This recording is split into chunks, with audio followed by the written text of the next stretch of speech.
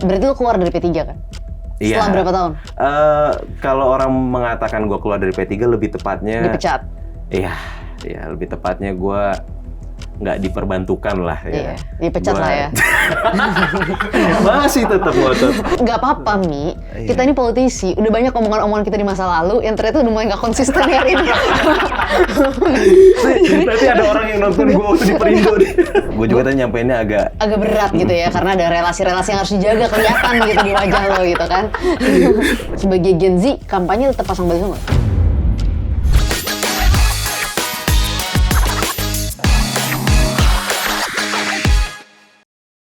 Halo, selamat datang kembali di Party Paradigma Tanya-Tanya bareng gue, Samara Amani.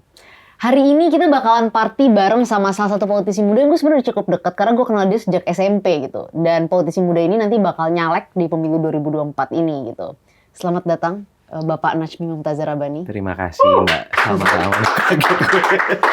Jadi, ini emang konsepnya gini ya? Iya gitu, langsung gitu kayak pokoknya ketika lo lagi santai, gue langsung umumkan. Oke. Kabarnya gimana, Mi? Kabarnya semakin membaik, alhamdulillah. Kenapa kok makin baik? Emang sebelumnya nggak baik? Kita kan butuh setiap hari itu perubahan ya. Oh gitu. Dan alhamdulillah per hari ini perubahan itu ke arah yang lebih baik. Oh gitu. Buat diri lo? Buat diri gue. Oh oke. Tadi nanya kabar gue kan? Iya, bukan benar. kabar Republik kan? Iya. Jadi nanti 2024 lo akan maju dari partai mana? Iya. Gini ya. Oh ini partainya? Enggak, soalnya terakhir kali podcast partainya warnanya rada putih-putih gitu kan. Iya, ya kayaknya emang ini DNA gue ini nggak jauh-jauh dari hijau ya. Tapi itu yang membuat lo akhirnya ke PKB nggak jadi di Perindo?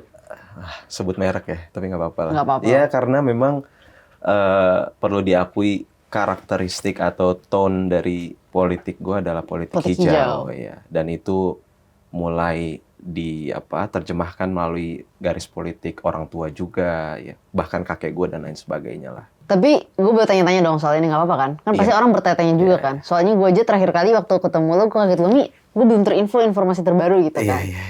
Tapi orang banyak bilang kenapa sih Najmi pindah-pindah gitu? Apakah karena nggak betahan? Tadi kan lo dijelasin karena sebenarnya lo lebih cocok sama karakter-karakter politik hijau gitu.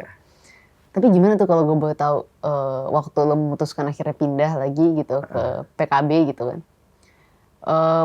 Gimana responnya misalnya Pak HT? Wow. Iya. Balik lagi sebenarnya kan ini hak politik orang-orang ya, Sam ya. Hak politik orang-orang itu pertama, sehingga gue ada ya resiko ya secara publik itu dikatakan sebagai orang yang nggak betahan. Ini kan Gen Z banget kan. Lo sebagai Gen Z dibilang nggak betahan, gimana perasaan lo? Ini lebih... Karena soalnya orang banyak yang bilang Gen Z tuh orangnya tuh nggak bisa konsisten di satu tempat, sukanya loncat-loncat. Lo setuju? Ini bukan nggak betahan, ini lebih ke adaptif dan responsif aja. Iya, kalau bahasa yang lebih lebih matangnya ya adaptif dan responsif. Gue harus bisa memitigasi diri secara sesegera mungkin ketika memang tujuan yang ingin gue capai itu dengan prosesnya itu tidak match. Gitu. Tapi lebih kepada kultur partainya, di mana lo ngerasa lo harus berada di dalam situasi yang hijau gitu kan? Iya. Atau emang karena basis lo emang hijau gitu, sehingga membuat lo nggak memungkinkan nih gue masuk partai politik yang nggak hijau? Iya, gue pernah menyampaikan ini secara publik bahwa alasan utama kenapa gue kembali ke hijau adalah permintaan. Permintaan dari masyarakat, ya, permintaan dari kalangan-kalangan yang selama ini membersamai langkah gue, Sam. Karena gue meyakini politik itu tidak hanya soal interaksi, tapi lebih kepada menepati janji. Gitu. Sehingga ketika gue turun dan memang masyarakat atau konstituen gue yang selama ini gue bangun di hijau yang sebelumnya, itu kan inline ya, sama aspirasi ya, termasuk nafas Pilpres per 2024 nanti gitu ya. Mereka tetap meyakini bahwa Najmi harus ada di jalan ini. Ya, prinsipnya mereka tetap bisa bantu, tapi mereka mungkin punya keterbatasan ya, Sam ya. Dan gue pun ngerasa gue ketika melangkahkan kaki gitu ya ke desa-desa ya, ke masjid-masjid, ke maulid-maulid, itu tuh bukan hanya langkah kaki yang dibutuhin, tapi ada hati atau jiwa yang memang membersamai. Dan gue rasa per hari ini kondisi gue sangat membaik. Jadi perpindahan ini ya juga karena satu basis, yang kedua orang-orang yang mendorong lo juga emang lebih sepakat lo di partai Islam lah kan kasarnya kan. Iya. Takutnya orang jadi kita bicara hijau-hijau yang nggak ngerti politik dipikir nanti Green Party nih. Iya. Gitu partai lingkungan gitu. Iya, Tapi iya. yang dimaksud adalah partai Islam. Partai Joi. Partai Joi gitu. Jadi partai hijau ini adalah partai yang artinya Iya. partai Islam gitu Iya, kan. iya, Memang iya. basis lo emang punya kedekatan di situ Iya, gitu iya. kan gitu. Tapi sebelum kita bicara dari tadi lebih teknis soal partai segala macam, ini kan berat lah ya. Iya. Gue juga tadi nyampeinnya agak Agak berat gitu ya karena ada relasi-relasi yang harus dijaga kelihatan gitu di wajah lo gitu kan. iya, Nah, termasuk tapi- relasi media sih ya. Iya, relasi media apalagi relasi sama Pak Ketum di MNC Tower gitu kan. Iya. Nah, gue mau tarik balik dulu deh tentang diri lo nih Mi, gitu Iya, kan. iya. Sebenarnya siapa sih Najmi Mumtazah Rabbani ini? Siapa Najmi gitu? Kenapa lo bisa ada di dalam pusaran politik ini? Kenapa lo nyalek gitu? Oke. Mungkin tarik dulu gitu. Siapa Najmi? Gue juga tarik sampai di 2021 lah ya. 2021 itu ada seorang tokoh politik yang selalu ketika gue podcast itu atau ya dalam pertanyaan-pertanyaan orang sama menanyakan hal yang sama ya. Haji Lulung dulu ya Sam ya. Haji Lulung almarhum itu yang memang mungkin orang yang paling bertanggung jawab atas eksistensi Najmi per hari ini. Karena melalui wasilah beliau ya gue ada di politik gitu. Beliau mengajak gue ketika itu menjadi sekretaris wilayah P3 DKI Jakarta. Almarhum menjabat sebagai ketua P3 Jakarta dan ini adalah pola dobrakan yang menurut gue cukup radikal ketika partai-partai ya notabene tua ya, partai yang punya basis sejarah sangat lama, sangat panjang, tapi mampu masuk ke dalam ranah inovasi yang luar biasa dengan mengangkat gue sebagai Dan lo masih muda banget sekretaris ketika itu. wilayah. Kan? Usia lo berapa waktu itu? 24. Sekretaris wilayah mendampingi Haji Lulung yang orang udah nggak bertanya-tanya siapa beliau ya. Artinya kolaborasi dari generasi senior dengan junior ini memang diimplementasikan di P3 ketika itu. Dan gue menjalankan itu dengan sangat sepenuh hati lah. Baik itu secara person maupun secara keumatan gitu ya. Karena memang perlu diakui orang tua pun berproses dari P3. Nah, banyak yang mengira bokap gue lah yang Membawa ke P3. membawa gue ke P3. Mungkin Mi, sorry, karena lo tadi bicara bokap, kayaknya lo harus mengenalkan kepada publik bokap lo ini siapa. Bukan karena kita nggak Iya. perlu tahu dan kita nggak akan menjudge Iya, lo iya, berdasarkan iya. bokap lo. Iya. Tapi mungkin supaya ada background lah secara publik kan Iya, nggak tahu iya. apa yang terjadi Iya. di pusaran politik ini. Bokap adalah orang yang pernah membantu Pak Jokowi lah. Pernah membantu ya, karena per hari ini sudah tidak membantu di internal ya, tapi mungkin secara hal-hal lain ya pasti membantu lah. Ya, beliau adalah seorang wakil Menteri Agama 2019-2023 ya. Udah 4 selesai. tahun ya, sudah selesai. Karena sudah tidak membantu. Iya, sudah tidak Nggak memiliki pilihan yang berbeda. Iya, mungkin ini bagian dari resiko politik yang memang beliau sudah putuskan lah, Oke. gitu. Oke. Dan Jadi- cukup singkat segitu Ya aja. singkat segitu aja. Agak bahaya kalau bicara atas nama bokap, relasi sama Pak Iya. Jokowi nggak enak nanti. Iya. Tapi kan tadi lu cerita soal lu masuk ke P3 kan. Dan berarti kan lu berproses di Iya. dalam partai politik di Iya. dalam P3 itu sendiri. Yap. Berarti lu keluar dari P3 kan? Iya. Setelah berapa tahun? Kalau orang mengatakan gue keluar dari P3, lebih tepatnya, Dipecat. iya, lebih tepatnya gue nggak diperbantukan lah. Iya, Ya. dipecat Gua- lah ya. Masih tetap ngotot. Gue khawatir ada counter dari sananya. Tapi ya memang gue dipecat atas dasar idealisme yang gue pegang ketika itu. Sehingga gue punya kebanggaan dan kehormatan tersendiri bahwa ada seorang anak muda yang mempertaruhkan idealismenya, ya, jalan politiknya, tapi akhirnya rela untuk dipangkas di tengah jalan. Tapi lu Artinya- kenapa dipecatnya? Setiap periode kepemimpinan di masing-masing ketua wilayah itu gue meninggalkan legacy sejarah untuk penomatan Pak Anies Baswedan sebagai Oh jadi emang dari dulu dukung Pak Anies sebagai tokoh, sebagai nanti capres. boleh dilacak ketika 2022 awal tahun itu bulan Januari itu kami ya bukan hanya gue ya tapi barisan yang membersamai P3 ketika itu para ulama, kiai habaib gitu ya dan juga konstituen akar rumput itu mendeklar bahwa Pak Anies Rashid Baswedan adalah sebagai tokoh persatuan dan pembangunan DKI Jakarta. Ketika lo memutuskan keluar dari P3, dengan alasan lo mendukung Pak Anies. Ya kan sebenarnya kan lo mendukung Pak Anies lah Yes. dari aspirasi atau Yes, apapun yes. itu. Lo kan masuk ke Perindo. Iya. Yang ketika itu Perindo posisinya antara Pak Prabowo dan Pak Ganjar, udah di antara itulah ya ketika lo memutuskan masuk ke Perindo gitu. Kenapa? Kenapa lo nggak langsung masuk ke Nasdem misalnya, atau lo masuk ke PKS misalnya? Mungkin kalau PKS beda sama basis lo, tapi Iya. kenapa gitu? Gue pernah bilang mungkin ya, kalau lo ingat waktu itu, ya alhamdulillah ini bagian dari bentuk Pembelajaran. syukur gua ketika anak muda berproses di politik, ternyata generasi-generasi senior juga sangat melirik gitu ya. Hampir semua partai nawarin gue masuk, kecuali satu, PSI. Ya. Nggak bisa komen lah, gue no komen lah. Iya. Kenapa gitu? Hah? Kenapa gitu? Ya kalau kita tuh pernah pacaran sama orang, terus putus, lo nggak boleh ngomongin ya. Oh, iya. Gitu, mantan lo jangan diomongin. Gitu. Ntar aja kalau kameranya mati. Iya. Udah.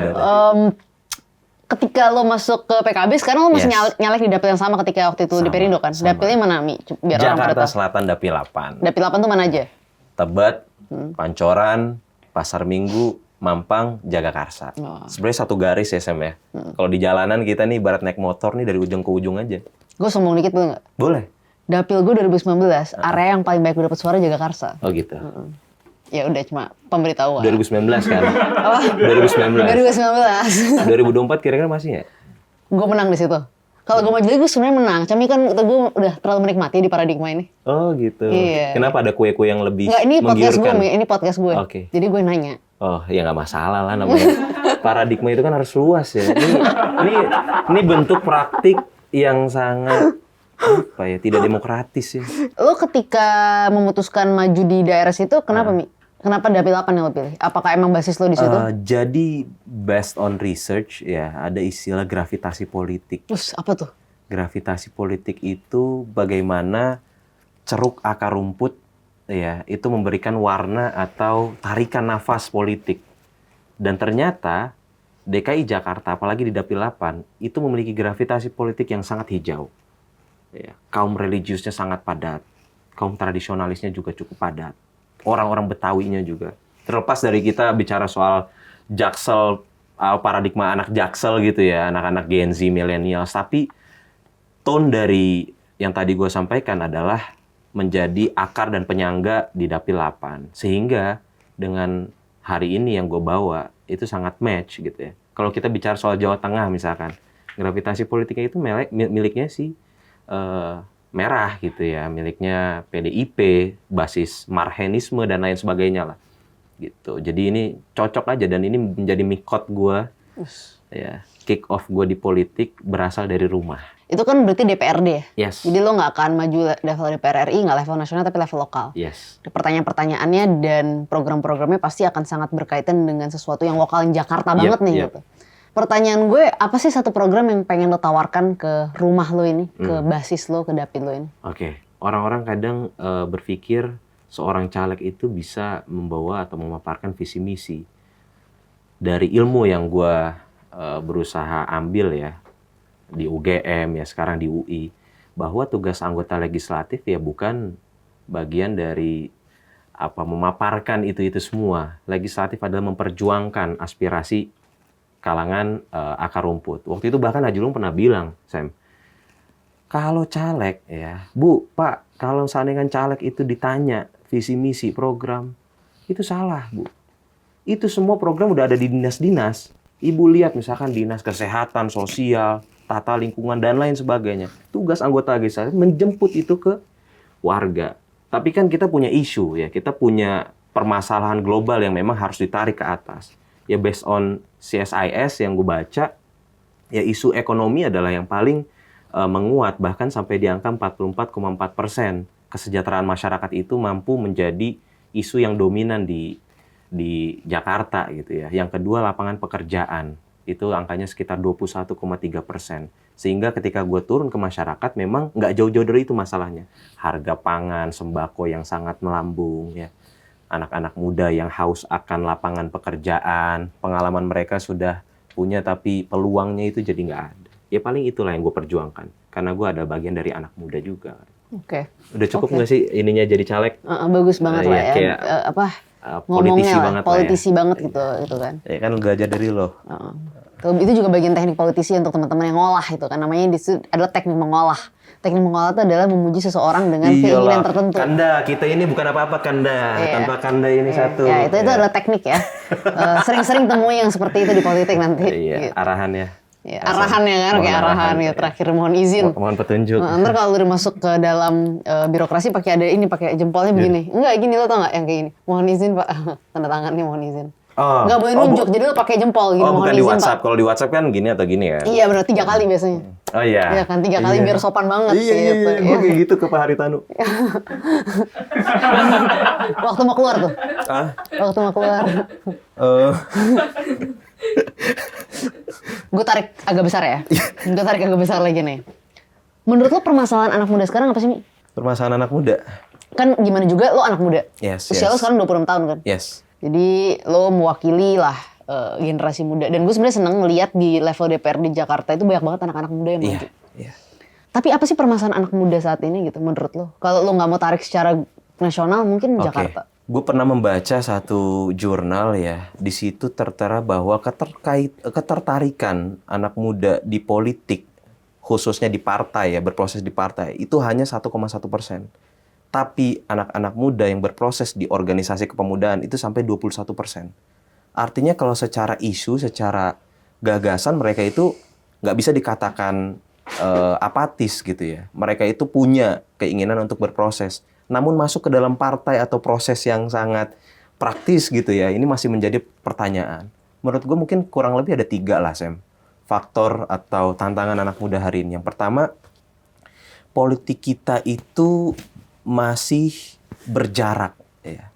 Aktor-aktor politik itu sangat jauh dan dianggap mungkin sulit digapai antara kebutuhan dengan praktik realnya gitu ya. Banyak yang mengaku millennials, banyak yang mengaku Gen Z, tapi sebenarnya nggak tahu tuh apa sih kebutuhan millennials, apa sih kebutuhan Gen Z. Yang kedua, praktik politik yang kotor. Isu-isu anti korupsi kan sekarang sangat menggeliat gitu ya. Sehingga kita sebagai anak muda tuh jauh lebih pengen proses politik yang substansial, ya, yang transparan. Alih-alih justru melihat sengketa politik yang penuh dengan kepentingan. Bahkan per hari ini ya, ini masih sangat ramai gitu ya isu soal instansi yang kita anggap sebagai penyangga republik. Justru diwarnai dengan kepentingan yang mungkin dianggap sebagian orang adalah kepentingan yang sangat keluarga gitu ya. Kekeluargaan gitu ya. Tapi menurut lo apakah orang nggak mau masuk ke politik itu karena warna-warna itu tadi, atau sebenarnya masalah kesempatan juga, Mi, gitu? Karena gue ngerasa juga banyak anak-anak muda Indonesia ketika mereka mau masuk ke politik, mereka pengen masuk ke politik, mereka tertarik masuk ke politik, tapi kesempatannya nggak ada. Kesempatan tuh maksudnya gini, satu, ruangnya dari partai politik itu nggak banyak diberikan. Kedua, juga kalaupun mereka masuk ke dalam partai dan mau nyalon, kan kita harus akui nyalon kan butuh logistik. Yep. Menurut lo apa sih sebenarnya masalah utama anak-anak muda itu nggak mau masuk ke politik? Gitu? Kalau ada satu hal, gitu ya, apa yang menurut lo jadi ganjalan anak muda masuk ke politik? Mereka nggak punya kepastian. Ya. Bahkan praktik yang, gue nggak mengatakan gue adalah orang yang sangat berpengaruh di kalangan anak muda, tapi gue pernah menyampaikan ini kepada mereka bahwa orang menganggap gue dengan segala privilege yang gue punya saja ketika itu ya. Ayahanda seorang petinggi P3, masuk dalam kabinet, itu aja bisa dipangkas gitu. Padahal gue berusaha memisahkan tuh antara garis politik atau kebijakan pusat ya, Ayahanda, dengan gue yang secara lokal, itu sangat gue pisahkan gitu ya. Ini bagian dari Najmi adalah sebagai Najmi sebagai person gitu ya. Tapi orang kan nggak bisa hanya melihat Najmi itu seorang figur individu, melihat siapa sih ayahnya, siapa sih di belakangnya. Nah, gue dengan segala privilege yang gue punya aja tuh masih dipangkas. Ibaratnya masih sangat punya keterbatasan. Apalagi kita-kita nih. Yang istilahnya orang mengatakan, kita ini bukan anaknya siapa-siapa gitu. Sehingga menjadi makin meragukan proses politik di internal gitu ya. Ruang gagasan itu tidak demokratis. Padahal ya orang-orang yang berusaha di dalam partai politik itu mempertaruhkan jiwa raga, waktu, tenaga, air mata, bahkan darah mungkin. Ya, Semi pernah di dalam situ. Mungkin kita pernah membayangkan ada yang namanya kolaborasi antara dapur elektoral dengan dapur gagasan atau inovasi. Elektoral tetap berjalan dengan grassroots, dengan basis-basis ya. Tapi yang ini nggak boleh dilupain nih kan, isu-isu anak muda, isu-isu kekinian. Kita berusaha mengkolaborasikan ini, tapi apa daya ya, kita yang dianggap berpotensi ya justru Susah, begitu, banyak susah, ganjalannya. ya. Artinya itu menjadi ganjalan atau tantangan anak muda per hari ini, tidak ada kepastian. Tapi bercermin dari pemilu 2019 ya, Mi. Yes. Lo melihat kemampuan anak muda hari ini di pemilu 2024 berkontribusi itu sejauh mana sih? Oke. Gue bisa analogikan 2019 itu sebagai arena ketuk pintunya ya. Di situ ada, kalau lo tahu, Mbak Samara Amani ya. Oh, siapa tuh ya? 2019. Ada ya, caleg ya? Dulu sih ini ya cukup vokal ya. Oke. Orang PSI dulu. Oke. Gue penasaran sih dia kenapa nggak di PSI. Oh gitu. Terus juga ada Mas Valdo Maldini ya, Mas Rian Ernest, ya, itu satu geng tuh kayaknya tuh ya. Oh iya. Itu mereka sudah mengetuk pintu gitu ya, bahwa ada loh anak muda yang peduli sama politik. Bahkan sampai hari ini si Samara Amani juga masih tuh aktif di politik. Cuma terakhir nanya gue baiknya nyalek apa enggak ya gitu. Oh gitu. Si Samara tuh Si itu. Samara Amani gitu ya. Atau gue justru menurut lo gue dengan per hari ini bagusnya apa, sebagai tokoh yang di belakang aja, atau waktu itu nanya, gue kasih advice juga tapi nggak usah lah gue sampein di sini. Nggak enak sama Samaranya. Nggak enak, ya, namanya gibah. Nah, mereka yang 2019 itu berhasil mengetuk pintu. Ya. 2024 adalah ajang kita untuk masuk ke dalam rumah, gitu ya. Najmi, ya itu hasil dari ketukan pintunya Samara Amani gitu. Gitu. Ini baik teknik mengolah, masuk lagi ya. Masuk lagi nih. Gitu. Oke, lanjut. Gitu. Dan anak-anak muda lainnya, bahkan di DKI Jakarta itu kontestan calegnya itu sangat diwarnai anak-anak muda ya. Dari partai-partai yang gerbong perubahan ya, ada juga gerbong yang sana juga. Itu anak-anak muda banyak. Tapi masih laku nggak jualannya? Representasi anak muda 2024 ini menurut lo laku nggak jualannya buat para caleg ini? Karena dulu 2019 cukup laku. Yes. Gitu. Tapi apa karena udah sering dipakai nih di 2019, masih laku nggak sih di 2024? Inilah butuh cermatnya para politikus ya, menganggap anak muda itu bukan sebagai etalase atau objek politik ya.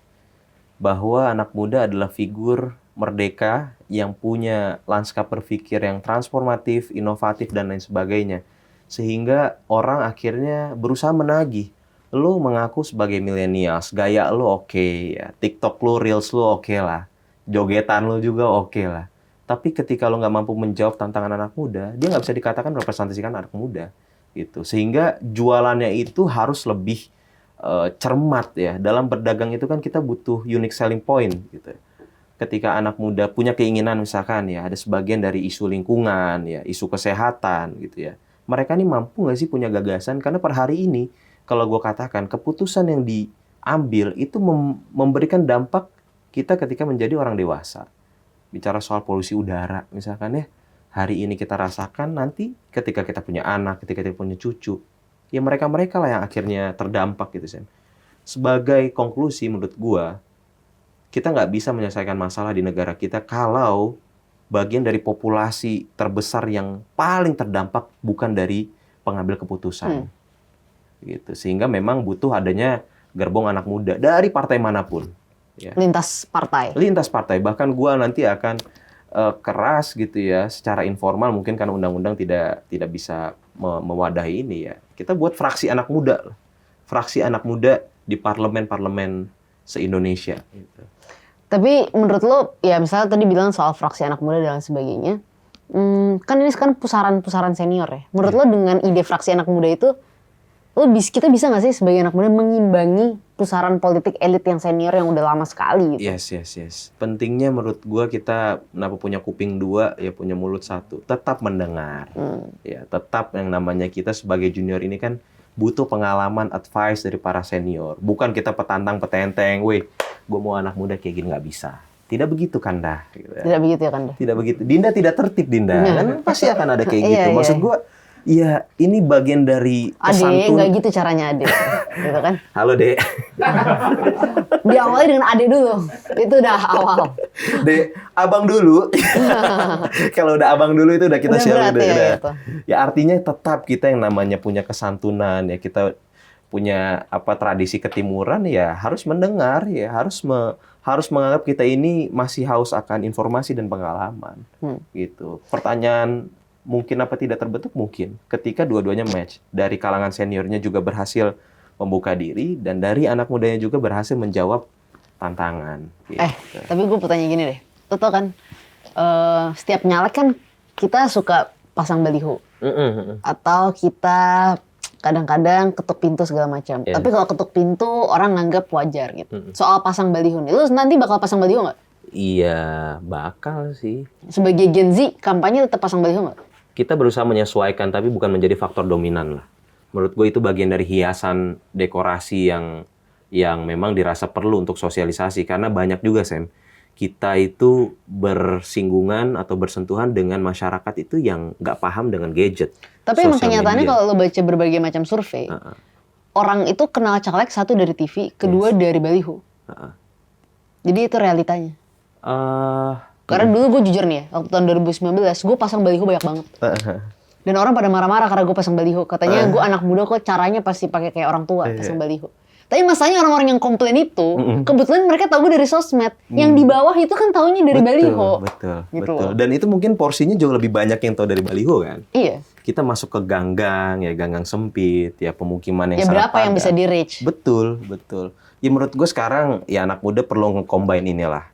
Combine, karena populasi terbesar memang ada di kalangan milenials dan Gen Z, tapi kita tidak bisa meninggalkan yang memang dengan cara-cara alat peraga yang bersifat konservatif gitu ya, misalkan baliho lah, spanduk, dan itu diperbolehkan kok dalam PKPU, dalam undang-undang Emang kita. boleh kok, nggak ada yang salah dengan pasang baliho gitu.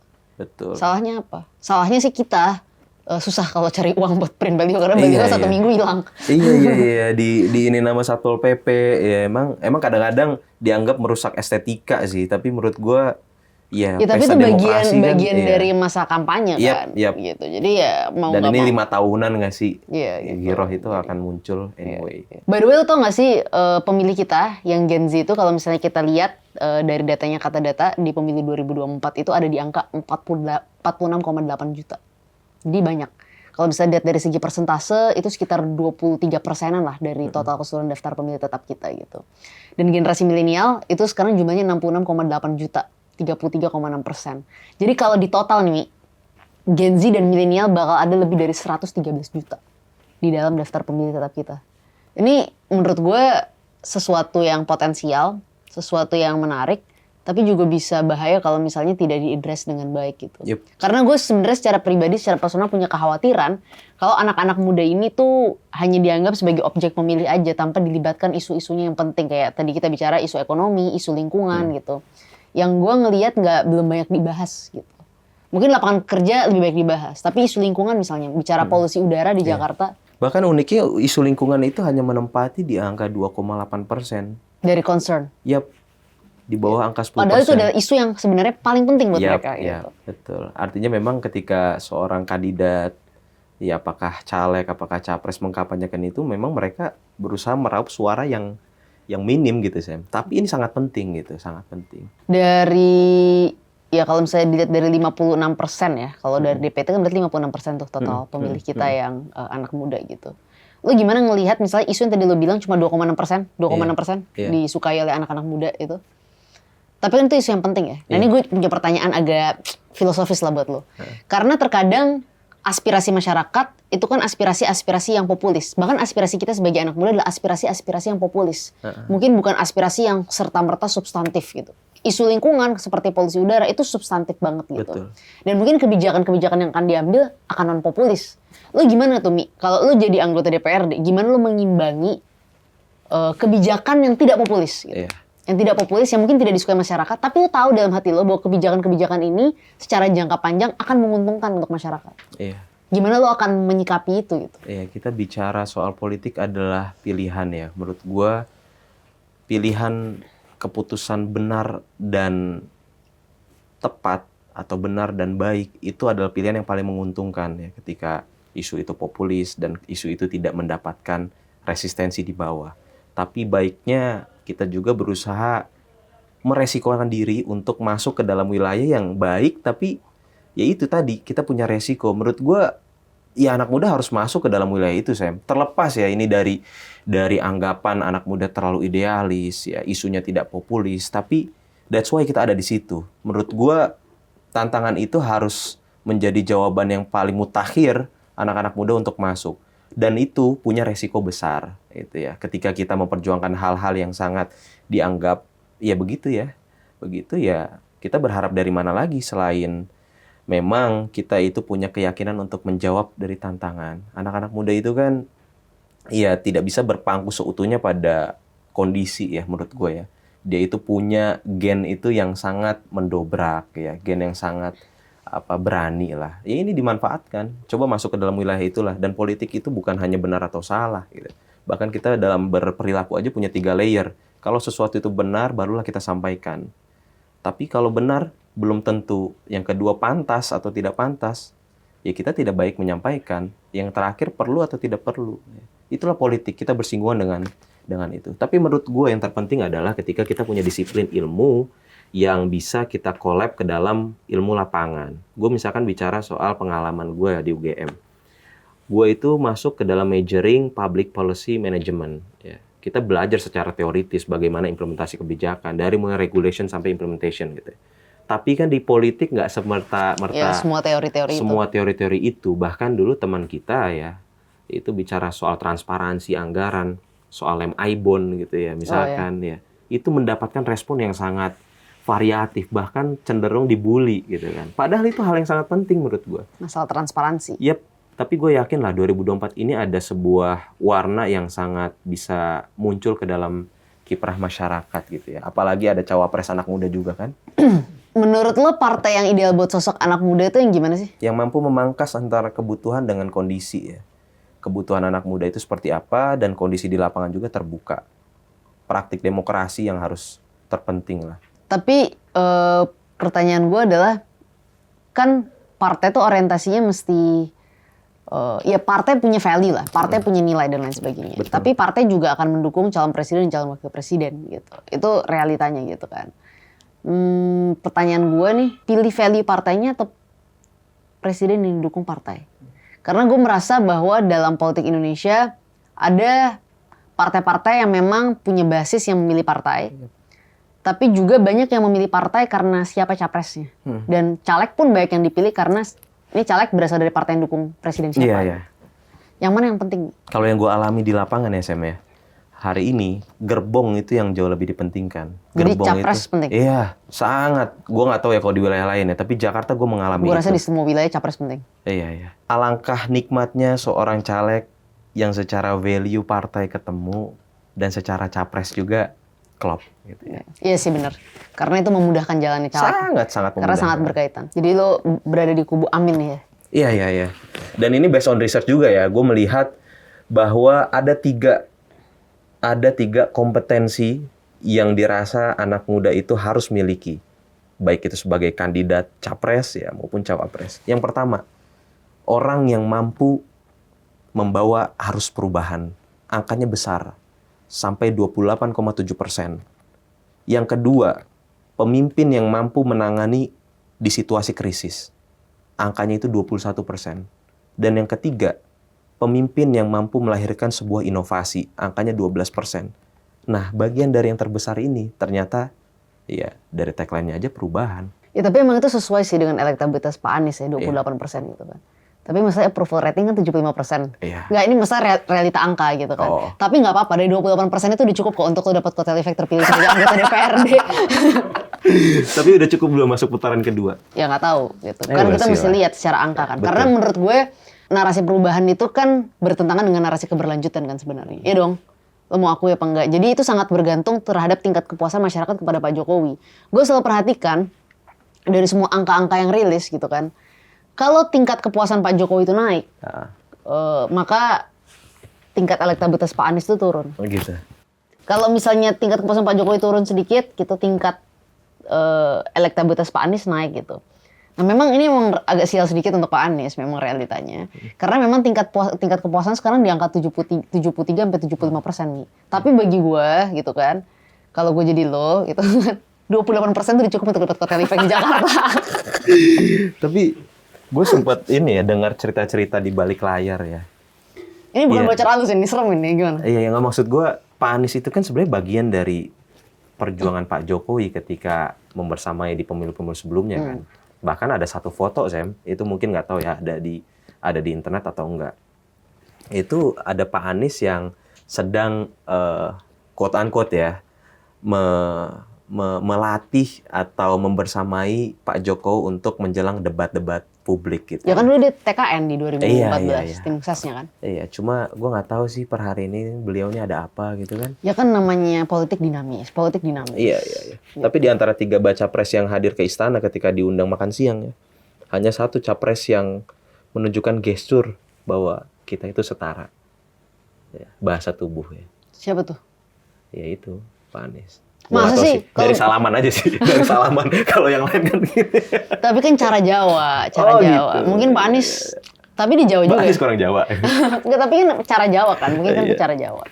Tapi anyway, Jangan terlalu masuk ke sana lah. iya ribet ya. Enggak, Yang penting kepilih dulu jadi anggota DPRD gitu, ya kan? Bener dong? Betul. Ya udah. Ya dengan adanya banyak perubahan di koalisi perubahan sekarang kan banyak perubahan dong. Iya. Ya kan? PKB masuk gitu, Demokrat di koalisi Indonesia Maju sekarang segala macam. Gue mau tanya pertanyaan yang gampang deh buat lo nih. Dari tadi kan kayaknya berat ya pertanyaannya. Harapan lo apa buat pemilu 2024 ini? Harapan gue politik 2024 itu suasananya sejuk ya. Karena melalui studi McKinsey bahwa Indonesia itu bisa menjadi negara dengan perekonomian terkuat ketiga di dunia. Dengan syarat apa? Salah satunya, during election times, kondisinya kondusif. Gitu ya. Karena kalau ribut terus, kapan produktifnya, kapan kerjanya. Jadi gue punya mimpi angan-angan 2024 ini adalah politik yang menyejukkan. Seharusnya bahkan dari konstelasi 3 ini tidak terlalu hantam-menghantam sih, Sam. Makanya yang kita dorong adalah politik nuansa bergagasan lah. Ya, baik itu Pak Anies, Pak Prabowo, dan Pak Ganjar. Gue yakin lah 3 orang ini kan adalah orang-orang yang baik, orang-orang yang hebat ya. Pertanyaan terakhir buat lo, Mi. Pertanyaan paling terakhir dari yang tadi terakhir. Abis ini lo bakal pindah lagi nggak? Iya. Ntar diputer nih ketika gue jadi... Nggak apa-apa, Mi. Iya. Kita ini politisi. Udah banyak omongan-omongan kita di masa lalu yang ternyata udah mulai nggak konsisten hari ini. Nanti ada orang yang nonton gue waktu di Perindo nih. Waktu di P3 juga. Udah, nggak perlu dijawab kalau lo nggak mau jawab. Tapi 2024 gue akan buktikan bahwa gue yang berasal dari hijau, ya, kembali ke hijau. Dan akan selamanya di hijau. Mudah-mudahan ya, mudah-mudahan. Gue nggak mau mendahului takdir ya. Tapi wajar manusia punya azam, punya keinginan kuat bahwa gue ingin tetap berhijau dan di sini. Ini nih, lu tau nggak sih kenapa? Kenapa? Kenapa apa? Kenapa lebah? Iya. Tapi kebi tadi tuh. Iya, PKB. Ya. Tapi ada filosofinya. Artinya? Lebah itu hanya akan memakan makanan-makanan yang baik. Oh. Ya, makanan-makanan yang memang ya punya zat kemanfaatan. Dan dia hanya akan mereproduksi hal-hal baik juga. Ya. Jadi lu pengen menjadi lebah dalam politik ini? Ya, madu, punya khasiat untuk menyembuhkan orang dan lain sebagainya. Dan kenapa cuma ada 1? Ya karena ini bagian dari simbol aja. Sebenarnya lebah itu punya kekuatan di belakangnya yang nggak perlu ditampilkan. Backingan politik. Ya, itu dia. Terima kasih. Iya. Najmi Mumtazar Rabbani sudah hadir di dalam podcast Paradigma kali ini. Gue doain lo sukses, semoga terpilih, semoga lo semangat. Semoga nggak ada podcast lain yang memang gue pakai baju yang lain lagi ya. Iya, nggak apa-apa, nanti kalau gue ada podcast yang lain, nanti gue undang kalau pakai masih hijau, alhamdulillah. Kalau enggak, ya udah itu realita politiknya gitu. Thank you, Najmi udah datang. Semoga diskusi kali ini kita bisa menginspirasi lah teman-teman semua dan memahami politik Indonesia nih ya, kayak Najmi ini juga salah satunya gitu. Oke, gue butuh masa dong. Nah ini ntar aja bahasannya off the record. Oke teman-teman, thank you. Please kasih pendapat, komentar, apapun yang kalian pikirkan tentang diskusi kali ini di komen di bawah ini. Jangan lupa like dan share video kali ini. Subscribe juga channel YouTube Samara Amani. Dan jangan lupa follow akun Instagramnya Paradigma di @ini_paradigma. IG gue Samara DKI, masih DKI lo masih Jakarta. Dan IG-nya Najmi apa nih IG-nya? IG lu Najmi MR? Najmi MR. @Najmi MR, silahkan. Oke, thank you. Saksikan terus konten-konten Paradigma lainnya hanya di YouTube Samara Amani. Seperti biasa, ini bukan diskusi belaka. Lo baru aja ikut party bareng Samara Amani dan Najmi Mumtazar Rabbani. Karena ini Paradigma.